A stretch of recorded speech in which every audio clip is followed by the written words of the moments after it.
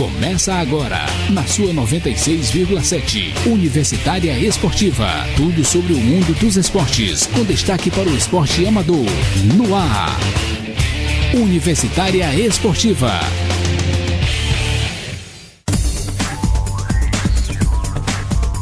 Bom dia, ouvintes! Começamos mais um Universitária Esportiva e ao meu lado, Emanuele Madeira. E ao meu lado, Neila do Rego Monteiro. No boletim esportivo, a Federação Internacional de Vôlei divulgou o calendário do esporte nas Olimpíadas de Londres. E você vai ver como foi o Brasil no segundo jogo do Sul-Americano Masculino de Basquete. E teve também estreia brasileira no Pan-Americano Masculino de Handball. E também a aposentadoria de mais uma lenda do MMA. E no Bola na Rede, todas as novidades do mundo de futebol e ainda os resultados dos jogos de ontem da Eurocopa e da Série B. Continue sintonizado que o Universitária Esportiva está no ar. Dia 23 de junho, pela primeira vez juntas em uma só noite, Rega Planta e Último Romance.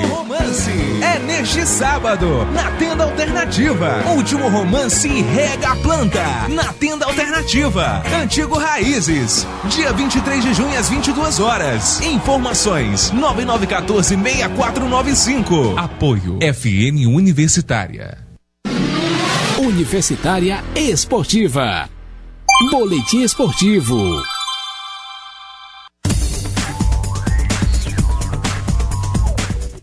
E uma notícia boa pra muita gente. O UFC 147, que acontece esse sábado, não vai ter a transmissão de Galvão Bueno, apesar do narrador principal da Globo ter sido anfitrião do TUF Brasil, reality show do UFC, que teve sua primeira temporada fora dos Estados Unidos. Em seu lugar, o escolhido para a locução é Sérgio Maurício, com o campeão dos pesos pesados Júnior Cigano como comentarista. Sérgio Maurício foi narrador da transmissão mais recente da Rede Globo, em que o UFC 146 acabou sendo passado em VT. Júnior Cigano defendeu o cinturão contra Frank Mir em Las Vegas, mas como o card se desenvolveu mais rapidamente que o esperado, o combate só foi ao ar 35 minutos depois da sua realização. O fim de semana esportivo também vai ter a Fórmula 1 com a disputa da etapa de Valência, na Espanha. Narrador dos dois primeiros UFCs na Globo, Galvão não narrou a edição 146 justamente devido ao tradicional GP de Mônaco da categoria máxima do automobilismo.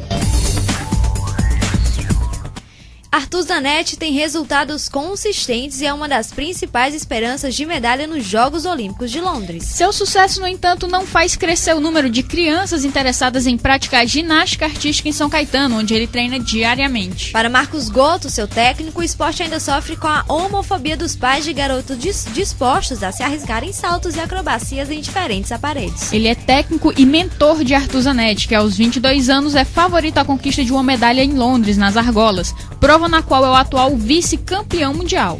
Seu início no esporte foi sob a supervisão de Marcos, que até hoje o comanda em um seu clube de São Caetano, que funciona como uma escolinha financiada em conjunto por pais e prefeitura. Francisco Barreto, companheiro de treino e de seleção de Arthur, reconhece que Goto tem razão, mas aponta um outro motivo para a baixa procura de meninos pela ginástica: as fraturas. Arthur Zanetti, por sua vez, não dá vazão ao assunto e diz nunca ter sofrido preconceito na carreira.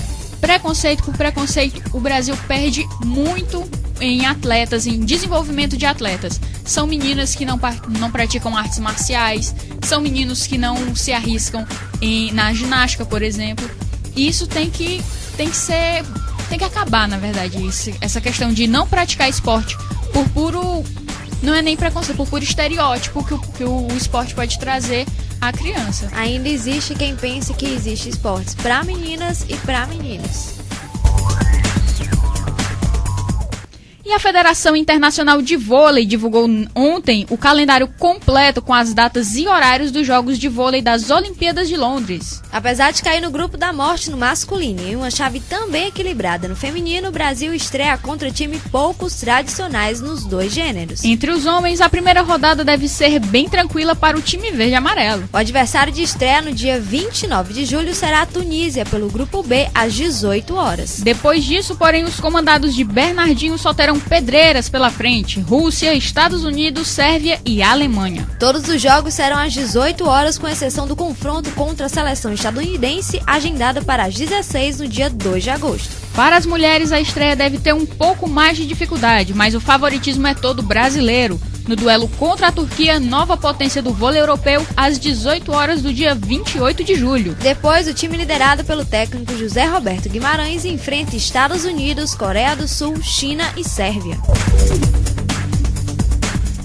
E ontem, a seleção brasileira masculina B fez a sua segunda partida no Campeonato Sul-Americano de Basquete, disputado na cidade de Resistência, na Argentina, e conquistou mais uma vitória, dessa vez sobre o Uruguai, por 77-73. Com o resultado, o Brasil já está classificado para as semifinais e hoje enfrenta a Bolívia, que perdeu suas 2 partidas em busca de ficar com a liderança do Grupo B. O jogo contra a seleção boliviana será disputado às 17 horas. No outro embate do grupo, Paraguai e Uruguai medem forças entre si. Nezinho foi o maior pontuador do confronto, com 23 pontos anotados. Arthur também fez boa apresentação e contribuiu com mais 14. Do lado uruguaio, Garcia Morales foi quem mais brilhou, com 21 pontos. Aguiar e Craig saíram com 12 pontos cada um. A seleção brasileira feminina de basquete embarcou ontem para a Austrália. Disputa 3 amistosos preparatórios para as Olimpíadas de Londres contra a forte equipe da casa. As partidas ocorrem nos dias 24, 26 e 28 de julho em Melbourne pelo torneio Farewell Series. A Austrália será o segundo adversário do Brasil no ano olímpico. A seleção já enfrentou a fraca equipe do Chile 2 vezes e venceu com muita facilidade os jogos disputados em Jundiaí. 101-31 e 108-28. A seleção está no grupo B dos Jogos Olímpicos de Londres, ao lado de Austrália, Grã-Bretanha, Rússia e outras 2 equipes que se classificarão pelo pré-olímpico mundial. O Miami Heat deu um passo gigante rumo ao seu segundo título da NBA ao aproveitar mais um mando de quadra na American Airlines Arena e derrotar o Oklahoma City Thunder pelo placar de 104-98. Com o resultado, o Miami Heat abre 3-1 na final da liga e pode ser campeão já na próxima quinta-feira, às 22 horas, na partida número 5, novamente em Miami. Caso o Thunder vença o próximo duelo, o representante da Conferência Oeste força o jogo 6, voltando a atuar em casa na Chesapeake Energy Arena. Apesar da derrota, o cestinha da partida foi Russell Westbrook, do Oklahoma City Thunder, que saiu de quadra com 43 pontos, 7 rebotes e 5 assistências. Do lado do Miami Heat, LeBron James foi o maior pontuador, terminando com um double-double de 26 pontos e 12 assistências. Mario Chalmers, um dos grandes nomes da noite, e Dwayne Wade contribuíram com mais 25 pontos cada um. 5 atletas da seleção cubana de basquete deixaram a delegação que participa do Centro Basquete, competição organizada pela Federação Internacional de Basquete. O torneio é voltado para os países da América do Norte, Central e Caribe e está sendo realizado na cidade de San Juan, em Porto Rico. A informação foi divulgada em reportagem do jornal porto-riquenho El Nuevo Dia. Juan Pablo Pinheiro, Ismael Romero Fernandes, Leonel Batista Agüero, Ildinel Pérez Arango e Henrique Ramos Abá foram os 5 jogadores que desapareceram na madrugada após partida contra Bahamas. Os atletas solicitaram asilo político na ilha, mas Aníbal Garcia, diretor da FIBA América, disse que o quinteto não vai ter nenhum tipo de proteção especial, além da oferecida pela Polícia de Porto Rico e pela segurança privada. O dirigente ainda ressaltou que a competição seguiria como planejada, com a seleção cubana enfrentando a Nicarágua. E é o que a gente vai possivelmente ver muito nas Olimpíadas, muitos problemas com os cubanos, sendo que a gente já noticiou aqui que Londres está com medidas muito restritivas quanto a os turistas na cidade. O fato de não poder casar, por exemplo, para que não se obtenha a cidadania londrina e possa ficar por lá como mais uma medida protecionista do país ao pessoal de lá. Essa situação cubana que a gente vê em todo e qualquer evento internacional, né? E aqui no Brasil não foi diferente, no PAN de 2007, nas próprias Olimpíadas, a gente também pode esperar muito disso. E a seleção brasileira de handebol masculino estreou com muita facilidade no Campeonato Pan-Americano da modalidade ontem ao derrotar o Paraguai por 39-11. A partida foi disputada no ginásio Almirante Brown, em Buenos Aires. A superioridade da seleção ficou evidente desde o início da partida, que chegou a ter 15-1 no placar a favor do time nacional. Com a vantagem tranquila, o técnico espanhol Jorge Ribeira aproveitou para colocar todos os atletas de seu grupo em quadra e realizar testes com o time. O artilheiro da seleção na partida de estreia no PAN foi o ponta Gil Vicente, que marcou 10 gols. Vinícius com 4 gols e Raul, Lucas e Emerson com 3 gols cada foram os outros destaques ofensivos do time. O Brasil volta à quadra hoje, às 17 horas, para enfrentar o México em seu segundo jogo no PAN. E o fim de semana está cheio de eventos de MMA e começa tudo a partir de amanhã, porque o peso pesado russo Fedor Emelianenko pode pôr fim em sua estelar carreira no MMA contra o também lendário brasileiro Pedro Rizzo. O combate é a principal luta do evento do M1 Global, Fedor vs Rizzo, que vai ocorrer no Ice Palace, na cidade russa de São Petersburgo. Nas lutas anteriores ao confronto principal, os organizadores russos escalaram 2 disputas de cinturão e um velho conhecido do MMA mundial. O campeão dos pesos pesados, Gurhan Bugensvili, vai unificar o título e defender sua invencibilidade contra o campeão interino, Kenny Garner. Já o dono da coroa dos leves, o alemão Daniel Weichel, vai colocar o cinturão em jogo contra o jovem Musa Kamanaev. Fechando o grupo de principais combates da noite, o veterano americano Jeff Monsovai vai medir forças com Dennis Conkin. Assim como acontece em qualquer esporte, novos campeões são coroados e ídolos antigos caem no esquecimento também no MMA. A importante explosão do MMA no Brasil, que começou na vitória de Anderson Silva sobre Vitor Belfort, gerou uma enorme leva de fãs que vai ajudando o novo esporte a atingir crescentes índices de popularidade. Em contrapartida, muitos ainda não conhecem quem precedeu Anderson, Georges St-Pierre ou John Jones. Muitos não sabem quem foi Fedor Emelianenko. Ninguém fica 10 anos invicto em 26 lutas à toa. A lista de oponentes batidos pelo russo contém 5 campeões do UFC: Rodrigo Minotauro, Mark Coleman, Kevin Randleman, Tim Sylvia, Andrei Arlovski, e os 2 primeiros foram vencidos 2 vezes cada, e um campeão do torneio na categoria absoluta do Pride, Mikhail Krokop, que também já se aposentou.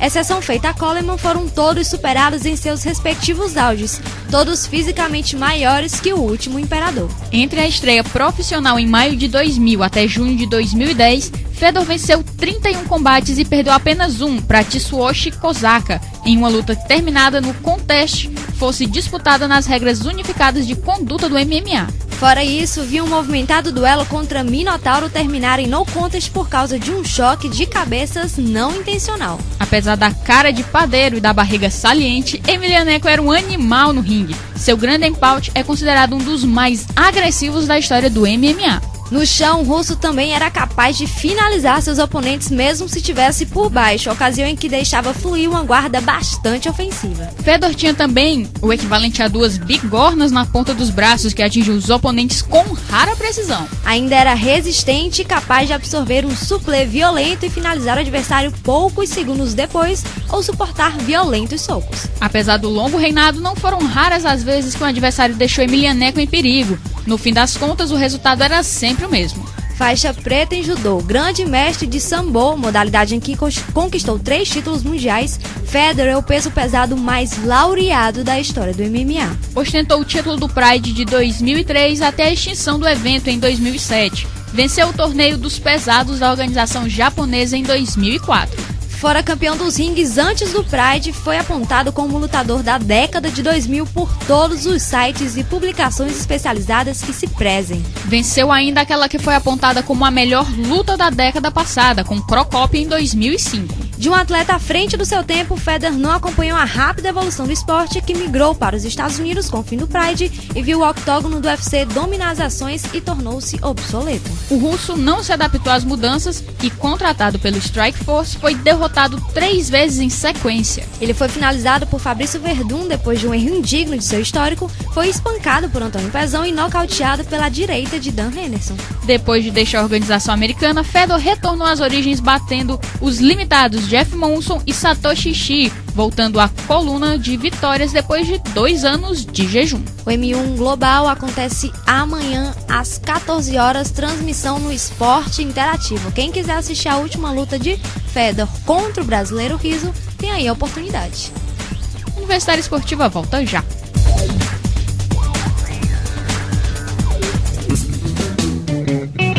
Teresina Rock com Buca Cultural apresentam o Rastebamba, edição especial com as bandas Coxá, Caia na mente, Batuque Elétrico. Eu estava longe quando você chorou. E Cabeça Ativa. não deixe a bola cair. O Rastebamba, sábado, dia 23 de junho no Bossa Nova Show Bar. Misture-se. Apoio Sesc, Altec Studio e FM Universitária. Outra vez. Universitária Esportiva. Bola na rede. E na decisão da Copa Metropolitana de Futsal Feminino, o IFP Adulto venceu o IFP Sub-20. Mas ainda temos outras finais. Quinta-feira, o Círculo Militar Fênix joga com o Max Kobler pelo título Sub-15. Já José de Freitas e IFP decidem um Sub-20 masculino. E ainda temos Cajuína e IFP na final do torneio adulto. Os jogos começam às 18h30 no IFP.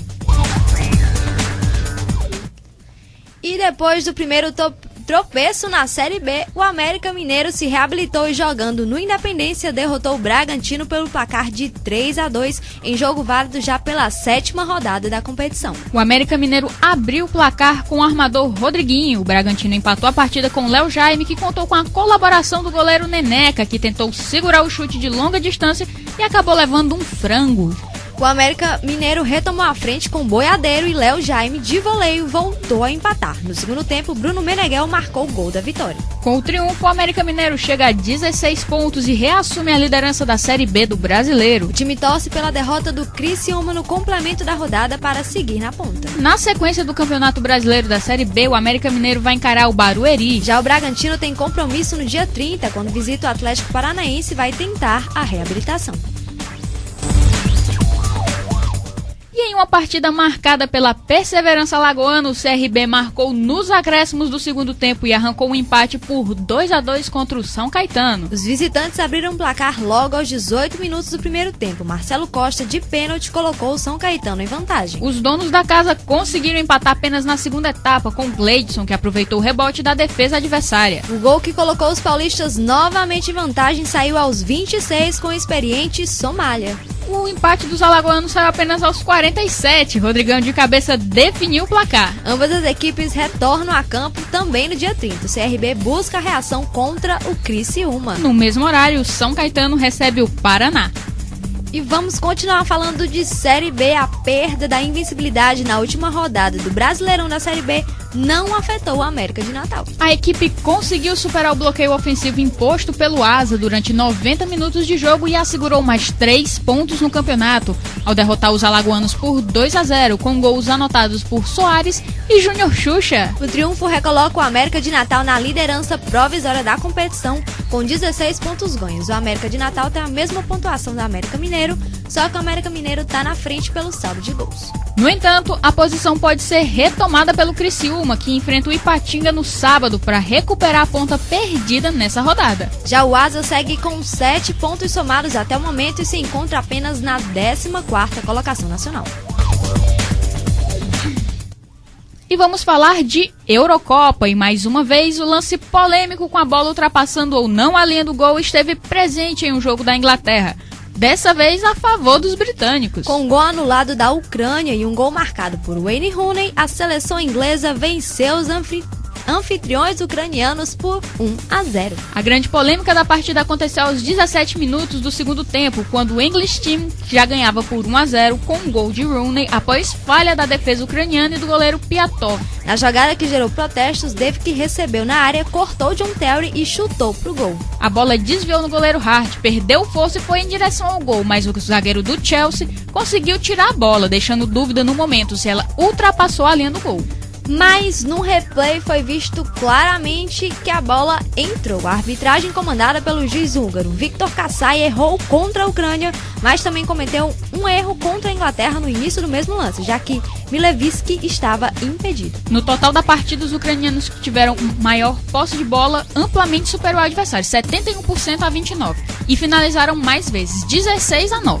Vale lembrar que a Inglaterra já se envolveu em 2 lances polêmicos semelhantes. Com um erro a favor e outro contra nas ocasiões anteriores, nas oitavas de final da Copa do Mundo de 2010, Lampard teve um gol mal anulado diante da Alemanha, que venceu por 4-1. Na decisão do Mundial de 1966, Rush teve um gol validado, mas a bola não entrou totalmente. Os britânicos bateram os alemães por 4-2 e ficaram com o título em casa. Com o resultado, a Inglaterra avançou para as quartas de final na primeira posição do grupo D e vai enfrentar a Itália. E no outro jogo do grupo D, a França, que até então era líder da chave, foi surpreendida pela Suécia e perdeu por 2-0 pela última rodada.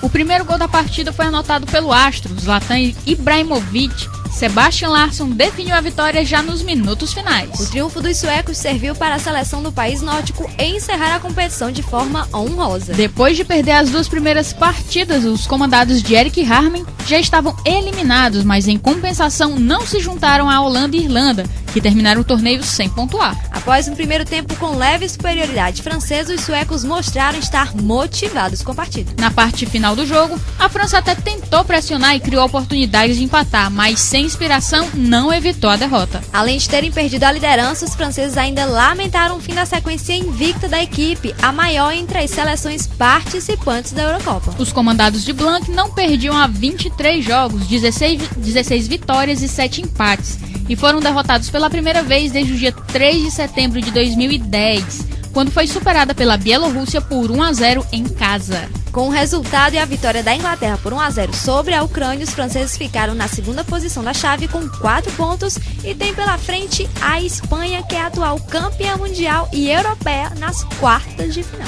E agora, com o fim da fase de grupos, a Eurocopa tem definidos os duelos de quartas de final, com 2 clássicos envolvendo seleções campeãs do mundo. Um duelo com um claro favorito e outro confronto colocando frente a frente seleções que nunca foram tidas como candidatas a esse título. As quartas começam amanhã em Varsóvia, com o duelo entre os azarões de Portugal, de Cristiano Ronaldo, e a República Tcheca, do goleiro Peter Cech. Portugal faz parte dos matas-a-matas finais da Euro desde o ano de 2000, quando caiu nas semifinais, e em 2004 foi vice-campeã, em 2008 perdeu nas quartas. A equipe tenta ser semifinalista pela 3ª vez nas 4 edições mais recentes do Campeonato Europeu de Seleções. E a segunda semifinal vai acontecer na sexta-feira, também na Polônia, e envolve a Alemanha contra a Grécia. Os alemães foram os únicos a vencer os 3 jogos da primeira fase, são franco favoritos no duelo. A Grécia é zebra, mas também vivia essa situação em 2004, quando acabou com o título, então cuidado. No sábado, a atual campeã Espanha enfrenta a França em Donetsk, na Ucrânia. A curiosidade do duelo é que a Espanha nunca venceu a França na história em competições oficiais. São 5 vitórias francesas e 1 empate em jogos válidos por Copa,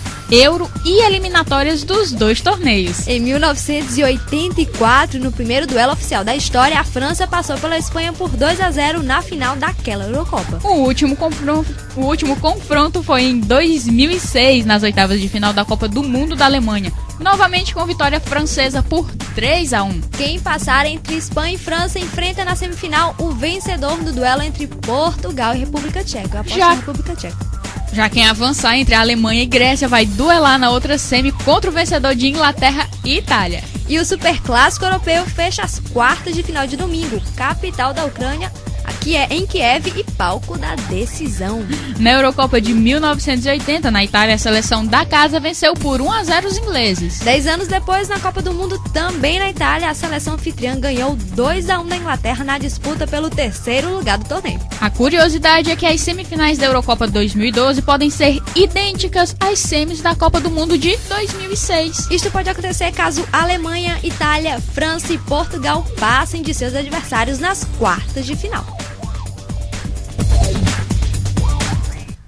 E vamos falar de competição nacional? Em busca de voltar à final da Copa do Brasil, fato que não acontece desde 2000, O São Paulo tem uma difícil missão na noite de hoje, às 21h50, segurar a força ofensiva do Coritiba dentro do estádio Couto Pereira. Nesse duelo, os visitantes estão na frente. Mesmo com um jogador a menos, o time paulista venceu no Morumbi por 1-0 e só não avança se perder por mais de um gol de diferença ou for derrotado por 1-0 e fracassar nos pênaltis. Assim, a sensação dos paulistas é de que a vaga fica próxima caso balance as redes fora de casa. Já o adversário paranaense tem a seu favor um estádio lotado. A tradição recente também beneficia os anfitriões. Vice-campeão no ano passado, a equipe comandada pelo técnico Marcelo Oliveira, vencedor dos 3 últimos estaduais, ganhou seu 10 últimos jogos em casa no torneio. Mas o São Paulo não chega a uma final desde a derrota na decisão da Libertadores de 2006 diante do Internacional. O time não vence uma final desde o Mundial de 2005 na Copa do Brasil, título que nunca conquistou, só chegou à decisão uma vez e foi derrotado pelo Cruzeiro. E vamos falar do jogo da noite de hoje. O Santos do Neymar entra em campo em desvantagem contra o Corinthians. O time da Vila Belmiro foi anulado dentro de casa, perdeu de 1-0 e precisa devolver o placar para levar o duelo aos pênaltis ou vencer por qualquer diferença, fazendo pelo menos 2 gols para se classificar automaticamente. O técnico Muricy Ramalho sabe que só pode uma revolução em sua equipe se garantir a virada sobre o rival. E a revolução depende de Neymar, e ele já afirmou que o cansaço não é um problema. O cansaço que foi polêmica no jogo passado, já que foi feito um teste no Neymar, viu que ele estava com um cansaço muito corporal por causa dos jogos da seleção. O sacrifício pode valer a realização de um sonho. Neymar já revelou que se imagina repetindo Pelé, bicampeão da Libertadores em cima do Peñarol e Boca Juniors. Para o Corinthians é mais do que sonho, é obsessão. As eliminações dolorosas e o riso dos rivais de São Paulo, todos pelo menos uma vez campeões sul-americanos, fizeram dessa competição um trauma para os corintianos. O golpe mais duro foi dado na outra vez em que o time esteve na semifinal do torneio. Novamente um clássico, foi em 2000 diante do Palmeiras. Assim como agora o Corinthians venceu o jogo de ida por um gol de diferença. Na volta, levou o troco e acabou derrotado nos pênaltis. Mas ao contrário daquele ano, quando o Palmeiras de Luiz Felipe Scolari era o representante do futebol força, e o Corinthians de Ricon, Marcelinho e Edilson agora é o time no Parque São Jorge que tem na defesa o ponto forte. A marca de apenas 2 gols tomados em 11 partidas é a melhor da história da Libertadores até aqui. No Pacaembu, a equipe do técnico Tite não sofreu nenhum gol e venceu todos os 5 jogos que disputou. O técnico Tite e os jogadores afirmam: esta será a partida mais importante da história do Corinthians. E o Corinthians de Tite aposta na defesa, mas não costuma abrir mão de pressionar a saída de bola e sufocar seus adversários. Os zagueiros corintianos podem ser ainda mais exigidos se o Santos optar por escalar o atacante Borges no lugar do meia Elano. Assim como fez no primeiro jogo, quando Arouca e Paulo Henrique Ganso, recém-recuperados de lesão, só foram confirmados momentos antes dos times entrarem em campo, Muricy esconde a formação titular.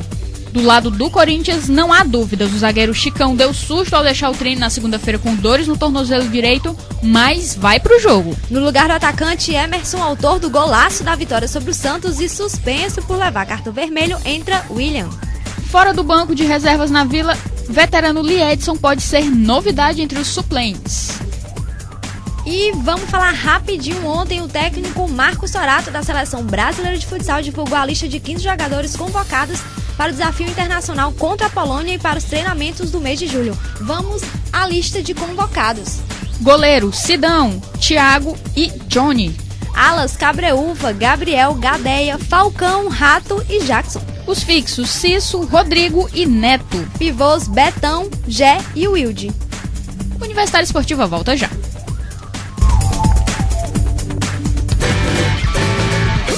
Vem aí o 29º Salão Internacional de Humor do Piauí, de 26 a 30 de junho, no Complexo Cultural da Praça Pedro II. Música, teatro, dança, literatura, poesia, cartoons, caricatura e charges do mundo todo, no coração de Teresina. Salão de Humor do Piauí. Venha se encher de cultura e se divertir. De 26 a 30 de junho, na Praça Pedro II. Apoio FM Universitária e Altec Studio. 96,7 Universitária Esportiva. E quem quiser mandar suas sugestões, suas críticas ou entrar em contato com a Rádio FM Universitária, liga pra gente no telefone 3237-1619. Repetindo, 3237-1619. O contato com o programa Universitário Esportiva também pode ser feito através do nosso e-mail. Anotem aí, universitarioesportiva@hotmail.com. universitarioesportiva@hotmail.com. Infelizmente, o Universitário Esportiva de hoje chegou ao fim. O programa foi apresentado por ela, Neila do Rego Monteiro. E Emanuele Madeiro. O programa que é uma realização da FM Universitária 96,7. Que tem direção geral do professor Paulo Vilhena, trabalhos técnicos de Ricardo Souza e produção de Naira Macedo. E amanhã o Universitário Esportivo está de volta com muito mais novidades para vocês. Não esqueçam de acompanhar os jogos de hoje que vão ser emocionantes. Amanhã tem a presença de Flávio Meirelles comentando os jogos mais importantes. Muito obrigada pela audiência e continuem com a nossa programação.